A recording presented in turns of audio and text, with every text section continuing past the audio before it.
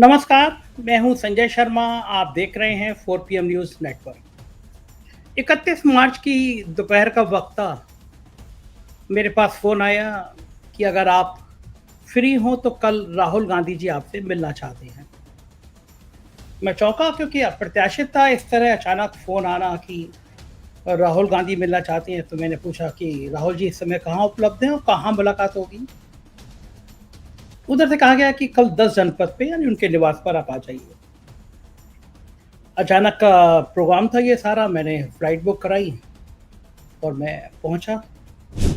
तो फिर उसके बाद में जब मुलाकात की, मैं अभी आपको ब्यौरा बताऊंगा। फिर एक फ़ोटो था, वो फ़ोटो मैंने ट्वीट किया और लिखा कि राहुल गांधी से एक लंबी बातचीत, 2 घंटे के आसपास की बातचीत।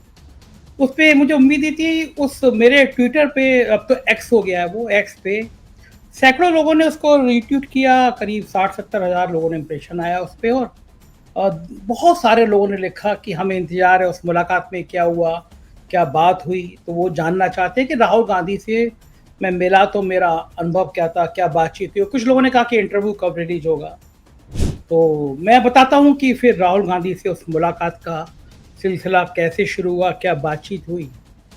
पहली बात तो ये बता दूँ कि ये मुलाकात पूरी तरह से अनौपचारिक थी, कोई इंटरव्यू नहीं था। राहुल गांधी व्यक्तिगत रूप से मिलके ये जानना चाहते थे कि देश के हालात क्या हैं। और राहुल गांधी मेरे पसंदीदा नेताओं में रहे हैं। मैं बल्कि गलत शब्द कह रहा हूँ, पसंदीदा इंसानों में से रहे हैं। नेता के रूप में मैं भले उनको सफल नहीं मानता और मैं मानता हूँ कि नेता के रूप में अभी उनमें कई कमियां हैं। इस देश के नेता जो मैं एक लंबी लिस्ट देखता हूँ, उसमें जो सबसे बड़ी खासियत ये होती है कि उन्हें बहुत झूठ बोलने वाला होना चाहिए। उन्हें दिल का बहुत काला होना चाहिए। उन्हें जनता को गुमराह करने वाला होना चाहिए। उन्हें लोगों के बीच में नफ़रत फैलाने वाला होना चाहिए। उन्हें देखना चाहिए कि किस जगह, किस इलाके में, किस क्षेत्र में वो हिंदू मुसलमान के नाम पर, जाति के नाम पर लोगों की लड़ाई लड़वा सकते हैं, उनके बीच में दूरियां फैला सकते हैं और उससे उनको वोटों की फसल हासिल हो सकती है। बल्कि दूसरों शब्दों में मैं कहूँ कि वो लाशों का महल बनाना चाहते हैं और उसके ऊपर वो सोना चाहते हैं। जो ये काम बखूबी कर लेता है वो उतना ही बड़ा नेता होता चला जाता है। कि देश में कम से कम इस माहौल में मैं तमाम ऐसे नेताओं को देख रहा हूँ जो दिन भर झूठ की फैक्ट्री लगाए हुए हैं, जो दिन भर नफरत की बातें करते हैं। तो मैं नेता के रूप में राहुल गांधी को असफल मानता हूँ। मैं पिछले कई सालों से राहुल गांधी को मॉनिटर कर रहा था।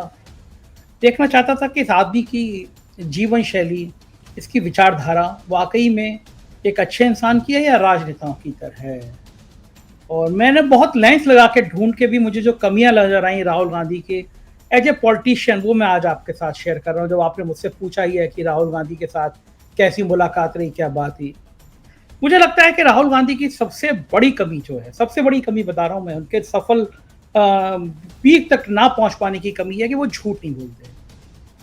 कई सारे ऐसे मौके हैं जब राहुल गांधी झूठ बोल के काम चला सकते थे और राजनीति में कांग्रेस को उससे बहुत बड़ी बढ़त हासिल हो सकती थी।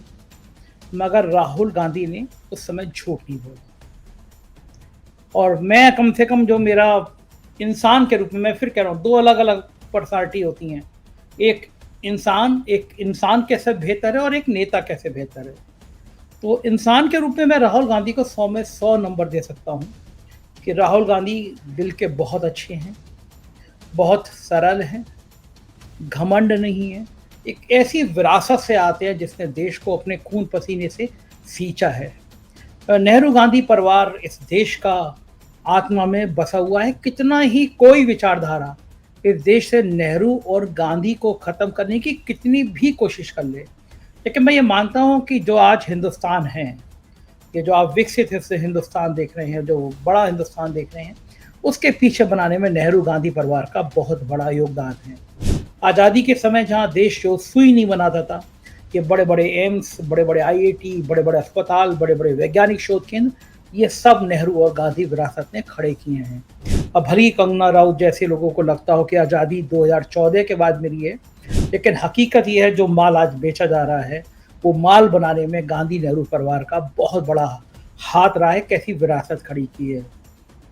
तो मानता हूँ कि as a politician Rahul Gandhi शायद इसलिए भी पीछे रह जाते हैं क्योंकि उनको इस तरह के झूठ, फरेब, कपट की बातें समझ नहीं आती हैं, वो बोलना नहीं चाहते हैं। मैं मिला तो लगभग मुलाकात का समय जो मुझे बताया गया वो लगभग 30 मिनट था।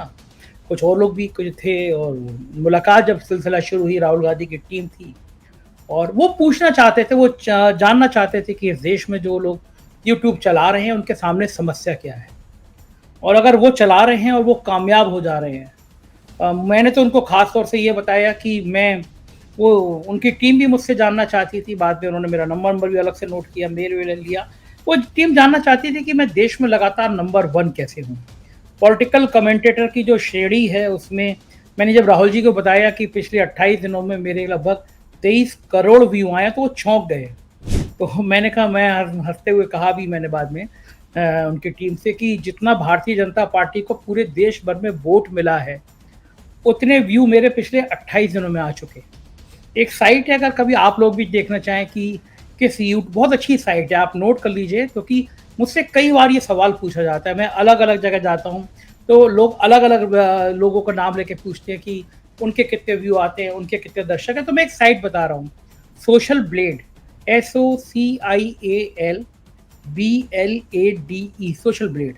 ये एक ग्लोबल साइट है, आप किसी भी यूट्यूबर का नाम डालेंगे, उसका यूट्यूब चैनल का नाम डालेंगे तो पिछले 28 से 30 दिन में उसके कितने व्यू आए हैं, उसके कितने सब्सक्राइबर बढ़े हैं, उसका रेवेन्यू कितना आया लगभग, वो सब बता देते हैं। वो किस श्रेणी में है, A+ में है, A में है, B+ में है, C में है, सारी डिटेल उसमें सोशल ब्लेड पे आ जाती है। तो आजकल नेताओं की टीम ये मॉनिटरिंग करती रहती है। मैं देख रहा हूँ देश भर के नेता, कांग्रेस के या विपक्ष के या सत्ताधारी पार्टी के भी कुछ नेता, नाम लेना ठीक नहीं है, सत्ताधारी पार्टी के भी कोई बहुत बड़े नेताओं ने मुझे फ़ोन किया, फेस टाइम पे कॉल थी, बोले हम ओपनली आपका समर्थन नहीं कर सकते लेकिन आप गजब काम कर रहे हैं। तो शायद यही कारण रहता हो कि नेताओं के बीच में 4 PM का एक बड़ा नाम इसलिए बना क्योंकि व्यूअरशिप बहुत है। असली चीज़ व्यूअरशिप ही होती है कि आपको लोग देख कितना रहे हैं आपके चैनल को। तो मैंने बताया, अपनी यात्रा बताई कि मैंने बताया कि 2017 जब सरकार बदली तो मुझसे कहा गया कि भाई आप एक काम करिए, आप अपना पहला पेज, मेरा अखबार भी है 4 PM नाम से लखनऊ में, तो मुझे एक मुख्यमंत्री जी के बहुत ताकतवर, जो सबसे ज़्यादा ताकतवर है, अफसरों ने बुलाया और कहा मुझसे कि भाई एक काम कर लीजिए, आप अपना पहला पेज चेंज कर लीजिए। और क्योंकि आपका पहला पेज जो है सरकार के खिलाफ होता है, बहुत वायरल होता है और बदले में हम आपको 8-10 करोड़ का विज्ञापन हर साल देंगे। आपको मैं बता दूँ अपने सब दर्शकों को, यूपी में 1000 करोड़ रुपया बाँटा गया टीवी चैनलों को, अखबार को। तो आप सोच के हैरान हो सकते हैं 1000 करोड़ कितनी बड़ी रकम। लेकिन सब मीडिया संस्थानों को, चैनलों को दिया गया 1000 करोड़ रुपया कि तुम्हें बोलना नहीं है, तुम्हें मुँह बंद रखना है। तो मैं मना कराया उनसे कि भाई मैं ये नहीं कर सकता कि आपके 10 करोड़ रुपए साल के चक्कर में अपना पहला पेज चेंज कर दूँ। तो उसके कुछ ही दिन बाद मेरे खिलाफ एक आर्थिक अपराध अनुसंधान की जांच सेटअप कर दी गई। उन्हीं अफसर महोदय ने, आजकल उनके खुद के लाले पड़े हुए हैं, रहने को दफ्तर तक नहीं मिला उनको, लेकिन उस दौर में वो शबाब पे थे। तो मैंने बताया राहुल जी को कि ऐसे बड़ा हूँ, वो जानना चाहते थे चल बड़ा कैसे। तो मैंने कहा मैं तो थैंक यू कहना चाहूँगा योगी जी को और उन समय के अफसरों को कि जिन्होंने मेरे खिलाफ एक आर्थिक अपराध अनुसंधान की जांच सेटअप कर दी। अखबार मेरी पत्नी के नाम था, तो STF के बहुत तेज तर्रार अफसर हैं, अमिताभ यशी, ADG। तो जब सरकार ही पीछे पड़ी थी तो वो कैसे पीछे रहते। उनने मुझ पे और मेरी पत्नी पे मानहानि का एक मुकदमा दायर किया। फिर एक दिन ऑफिस पे हमला हुआ, हमारी मानता ख़त्म कर दी गई, हमें सचिवालय पास तक नहीं दिया गया। हमारा सरकारी मकान पत्रकारों को मिले होते हैं, वो 100 पुलिस वाले लगा के खाली कर लिया गया। हमारे सारे विज्ञापन बंद कर दिए गए। जितने प्रयोग हो सकते हैं सरकार के, वो सब मुझ पे किए गए। तो मैंने राहुल जी को बताया कि जितना ये प्रयोग कर रहे थे उतना मैं बोल रहा था, और जो मैं बोल रहा था तो मैं अमेरिका में भी सुना जा रहा था, मैं लंदन में भी सुना जा रहा था, मैं ऑस्ट्रेलिया में सुना जा रहा था। वहाँ के अखबार छाप रहे थे कि उत्तर प्रदेश में एक आदमी ऐसा है जो खुल के बोल रहा है। डराने की जितनी मैक्सिमम कोशिश हो सकती है उतनी की गई। मुझे एक अफसर ने कहा कि तुम्हारी हत्या भी कराई जा सकती है। तो मैंने एक टर्म इंश्योरेंस लिया, बड़ा अपने घर पत्नी को समझाया, पत्नी थोड़ी भावुक सी हो गई। मैं कहा देखो जीवन में कुछ आए तो कुछ इतनी तरक्की मिल रही है तो भगवान ने शायद कुछ बड़े रास्ते तय किए होंगे। इस दौर में अगर कितने बचे हैं बोलने वाले, सब तो एक ही धारा में बह जा रहे हैं, तो बोलने का मौका दिया, बोलना चाहिए, बाकी तो सब ईश्वर के हाथ में है। तो मैंने राहुल जी से कहा कि मैं आज यहाँ तक जो पहुँचा हूँ, ग्राफ यूं बढ़ रहा है, हर 4-5 दिन में 1 लाख सब्सक्राइबर बढ़ते चले जा रहे हैं। पूरा देश के लोग हैरान है कि यूट्यूब पे इतनी स्पीड कभी किसी की नहीं आती है। 38 लाख हो गए हैं और जब आप ये वीडियो सुन रहे हो देख रहे होंगे उसके 3-4 दिन बाद 39 लाख हो जाएंगे। तो जो स्पीड चल रही है वो बड़ी हैरानी थी, मतलब राहुल जी की टीम के लिए भी बड़ी हैरानी थी कि उत्तर प्रदेश की राजधानी से बैठे एक यूट्यूबर का ग्राफ इतनी तेजी से कैसे बढ़ सकता है। राहुल जी ने सब पूछा और बेसिकली राहुल जी का जो पूछने का मकसद था वो ये था कि हम जैसे यूट्यूबर जो है वो समाज में प्यार, भाईचारा, एकता इसको इकट्ठा रहे, ये बना रहे, इसके लिए क्या-क्या कर रहे हैं और क्या किया जा सकता है। क्योंकि बातचीत अनौपचारिक थी तो ये कहा गया कि ये छापने के लिए नहीं है, ये बस राहुल जी के व्यक्तिगत बातें हैं। तो जो बातें उन्होंने कांग्रेस के लिए भी कहीं, मतलब वो मेरे लिए अप्रत्याशित थी। कोई आदमी ईमानदारी से, इतना ज़्यादा ईमानदारी से बात कैसा कर सकता है कोई नेता, ये मैं सपने में नहीं सोच सकता था। चूँकि बातें उन्होंने ये कहा कि ये अनौपचारिक बातचीत है, उन सारी बातचीतों को मैं कोड नहीं कर सकता, लेकिन मैं ये कह सकता हूँ कि इस राहुल गांधी के अंदर एक जज़्बा, मैं साइकोलॉजी का स्टूडेंट रहा हूँ, मनोविज्ञान मैंने बहुत पढ़ा है और मैं घमंड नहीं कर रहा, लेकिन मुझे चेहरे पढ़ने आते हैं। मैं जानता हूँ कि सामने वाला व्यक्ति जो मुझसे बात कर रहा है उसके मन में क्या चल रहा है काफ़ी हद तक। जो सुहानी शाह हैं हिप्नोटिस्ट, मैं उनको देखता रहता हूँ, उतना तो नहीं आता लेकिन मुझे चेहरे के भाव आते हैं। राहुल गांधी जब बात कर रहे थे तो उनके चेहरे से लग रहा था ये युवा नेता इस देश की एकता के लिए, इस देश के भाईचारे के लिए, इस देश के बंधुत्व के लिए कितने मन से जूझ रहा है। उनके मन में ये पीड़ा थी कि समाज में जो दलित है, जो पिछड़े हैं, इनके संग अभी भी न्याय की बात नहीं हो रही है। देश के नौजवान इतने पीछे होते चले आ रहे हैं, दुनिया हमारी तरक्की करती चली जा रही है और सोच नहीं रहे हैं। तो राहुल गांधी बेसिकली ये बात करना चाहते थे कि हमारा क्या आइडिया है कि इस समाज को बदलने के लिए, इस पॉलिटिक्स में और बेहतर करने के लिए हम लोग क्या योगदान दे सकते हैं। और राहुल गांधी ने विस्तार से फिर भारत से लेकर अमेरिका तक की विस्तार से बातचीत करी और कहा कि जो दुनिया में भारत की एक छवि है, वो छवि वो हिंद विश्व बंधुत्व वाली छवि है कि भारत जो है वो एक ऐसा देश है जो अहिंसा का पालन करता है, जो सच बोलता है, जो लोगों को प्यार की भावना सिखाता है।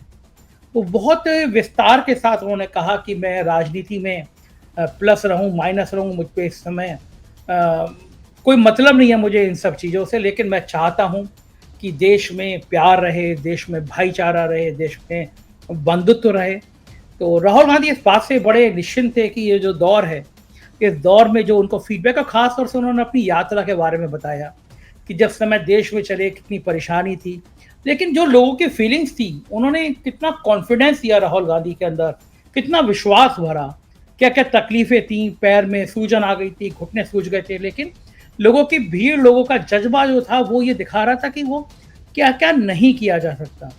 तो राहुल गांधी उस जज़्बे को अपने अंदर समेटना चाहते थे और मैंने देखा कि जब जनता इतने बड़े लेवल से आपसे जुड़ती है, जब जनता इतने व्यापक लेवल से जुड़ती है, तो कोई भी नेता, उसके अंदर बहुत सारे परिवर्तन आ जाते हैं। तो मैं कह सकता हूँ कि राहुल गांधी राजनेता के रूप में भले फेल हो, लेकिन इस देश के अंदर एक ऐसा नेता है जो आज के दौर में भी सच बोलने की हिम्मत करता है, सच की राह पे ले जाने की बात करता है और उनका कहना है कि जो सच्चे लोग हैं, जो हिम्मती लोग हैं, वो कांग्रेस के साथ बचे हैं और जिन लोगों के छोटे-छोटे स्वार्थ थे, जो डर गए, जिनको डरा दिया गया, वो चले गए। अब ये जो कांग्रेस है, ये बहुत आइडियोलॉजी वाली कांग्रेस है, जो इस देश की मूल भावना को बचा के रखना चाहती है। और राहुल गांधी ने कहा कि हम लोग फिर मिलते रहेंगे और एक अच्छे विचार के साथ मिलते रहेंगे।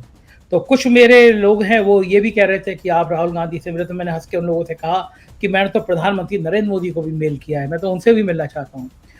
मैं किसी भी विचारधारा के खिलाफ हूँ, व्यक्तियों के खिलाफ नहीं हूँ। तो कोई व्यक्ति मिले, कोई शख्स हो, मैं उससे मिलूँगा, उससे बात करूँगा। राहुल गांधी जी के साथ जो 2 सवा 2 घंटे का समय निकला, वो अभूतपूर्व था। एक ऐसे नेता जो वैश्विक नज़र में, जो दुनिया की नज़र में एक नायक की तरह बढ़ रहा है, चाहे अमेरिका हो, चाहे ऑस्ट्रेलिया हो, चाहे लंदन हो। क्योंकि इस दौर में यूट्यूब बहुत देखा जा रहा है 4 पीएम, तो पूरी दुनिया भर से मेरा कॉन्टैक्ट रहता है। अमेरिका, ऑस्ट्रेलिया, लंदन, खाड़ी के देश, यानी कितने देशों के लोगों से मेरी बात होती रहती है। राहुल गांधी की छवि अंतर्राष्ट्रीय स्तर पर जो उभर रही है, जो बन रही है, वो निश्चित रूप से एक बड़े नायक के रूप में बन रही है। तो ये थी सारी बातें आप लोग जानना चाहते थे राहुल गांधी के बारे में, मैंने आपको बताया। मुझे भी अपनी राय बताइएगा। बहुत बहुत शुक्रिया। Thank you.